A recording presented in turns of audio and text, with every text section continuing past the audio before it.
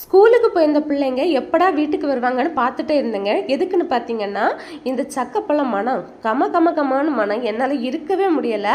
பிள்ளைங்க வீட்டுக்கு வந்தோடனே சக்கப்பழத்தை வெட்டிடுவோன்னு சொல்லிட்டு கத்தியில் எண்ணெயெல்லாம் தடவிட்டு எடுத்துகிட்டு வந்தாச்சு. சக்கப்பழத்தை அடியில் ஒரு சாக்கு வச்சுட்டு இனி நம்ம இதை வெட்டிடலாம். சக்கப்பழத்தை குறுக்கால வெட்டுறதாங்க எங்கள் குமரி மாவட்டத்தோட ஸ்டைலு.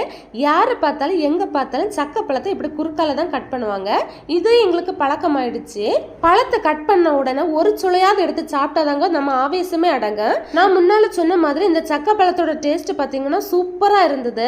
இனி அதை கட் பண்ணணும்னா இந்த அரக்கை எடுத்துறேன்னா நான் பேப்பரை பிச்சு தான் அரக்கை எடுத்தேன். எங்க ஊர்ல எல்லாம் பாத்தீங்கன்னு சொன்னா நம்ம தேங்காய் சவரி உண்டுல்ல அதை வச்சுதான் அரக்கை எடுப்பாங்க. ஆனா எங்க வீட்டுல அது இல்லைங்க. எனக்கு தேங்காயை தொளிச்சு தான் தந்து விடுவாங்க.